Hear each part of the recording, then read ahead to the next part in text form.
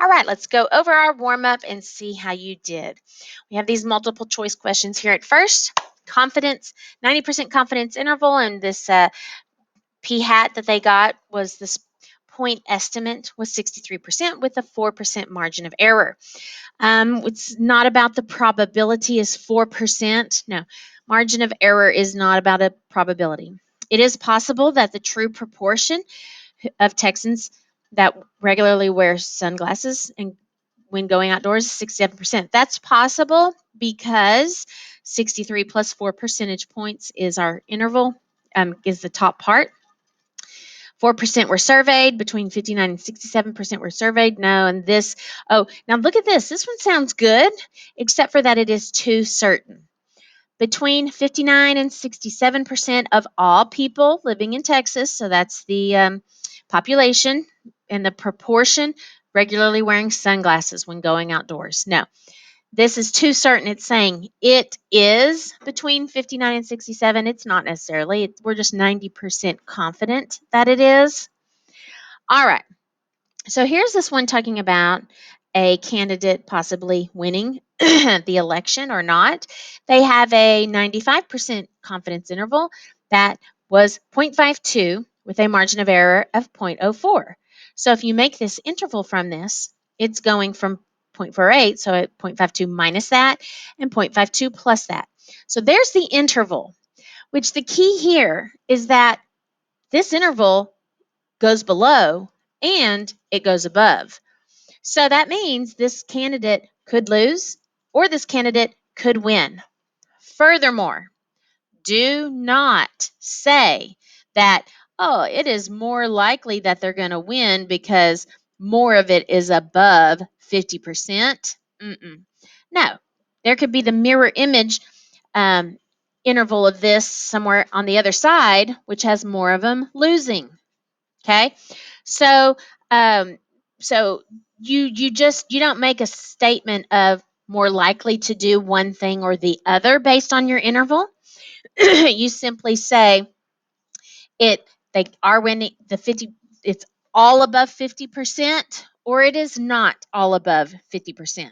Okay, and we do not have that, so we cannot make a prediction about who will win the election.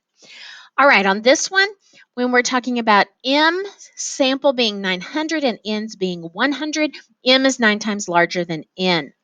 So we need to keep in mind, so I keep in mind larger N is smaller interval. Larger N, smaller interval. Okay, so M is larger. So it is a third of the size because it's related to that square root underneath the standard deviation. So it's the third the size of N. Okay, so M is the smaller one, which either means M is a third the size of N, or if they do it this way, N is 3 times as big as M. So that's E. Margin of error for N is 3 times bigger than M. Okay. Which of the following of these statements must be true? So this is our interval. Okay, so does this mean that the population proportion will be in that interval? No. Okay, that is not what that means. Does it mean there's a probability that the confidence interval will include the population proportion is 99%? So that means that, oh, I have this one wrong. Oh, look at what I have wrong. Okay, I have this one wrong. So let's see here. Nope, that's not the answer. Okay, because, wow. Okay, I don't really like answer B in either. But B is about the population proportion. The probability, okay, so this is about the interval comes first. So the interval, does the interval capture the population proportion? And that's 99%. Okay, so that's interesting. So it's about the probability if the interval contains it. Okay, that's okay. If they had flipped this statement around, by the way, and said the probability is 99% that the population proportion is in there, that would be bad. So I'm going to have to fix this on my answer key, and I will before I post it. But yeah, look, B and C are identical statements with the difference being sample proportion versus population proportion. And so that's why it is B, okay, and not C, because C is about containing a sample proportion. No, of course it contains a sample proportion. We made the interval from that. All right. And then these other two are about the sample and the population being equal. That's out. Okay. Well, I'm glad I caught that before I put this video out there. So here we go. This one is about 700 randomly sampled. This is a population of 700. Okay, so that's the population size. She's sampling 50 of them, so complete a panic model. The proportion of this professor's students who are registered to vote. So we're going to make a inference about who is registered based on data that we got from the sample, okay? Stated 50 randomly selected professor students. 50 is less than.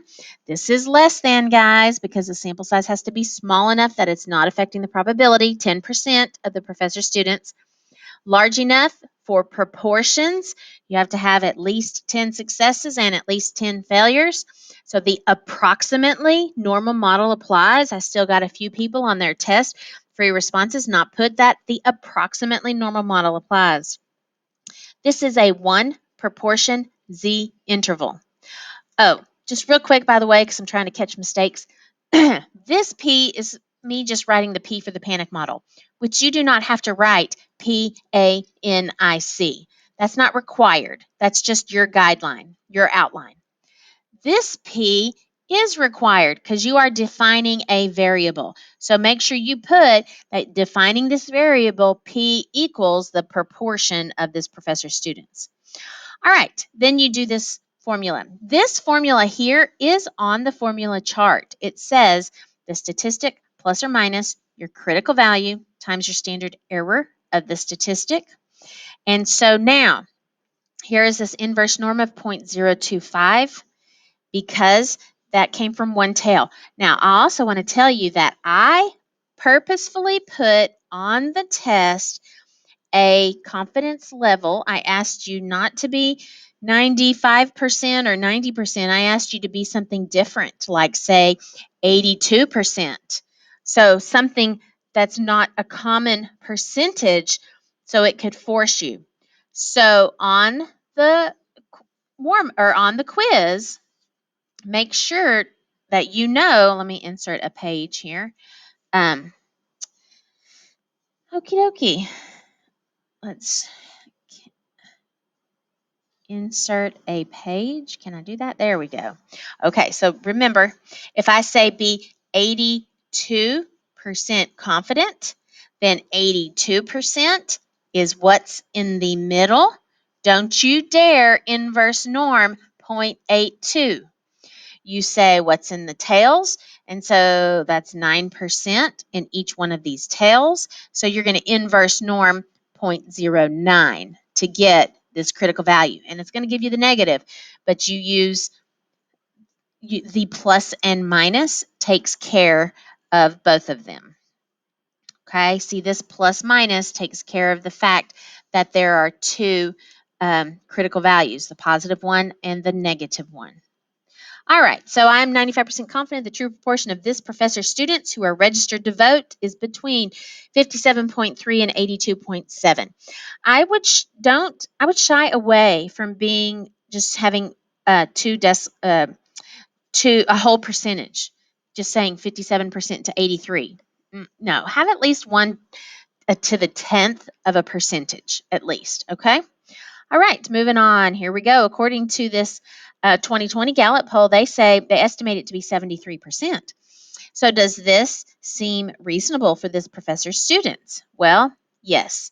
Her interval is going from 54.7 or 57.3 to 82.7, and 73 is very much in that interval. All right. if the professor only knew the information from the September Gallup poll. So that is the 73%. So that is saying use 0.73 right here. Okay. And then make a 95% confidence interval. So that's why we got 1.96 to be 4% accurate or 4% margin of error. All right.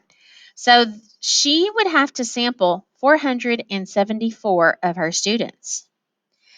Would there be a problem with the number of students she needed to maintain 95% confidence with a margin of error of 4 points, 4 percentage points? Yes. Surveying 474 is going to be way too big because her population is 700 students, and 474 is not less than 10% of the 700 in the population. Okay, I think that's it. And so there, hopefully you can do that on your quiz.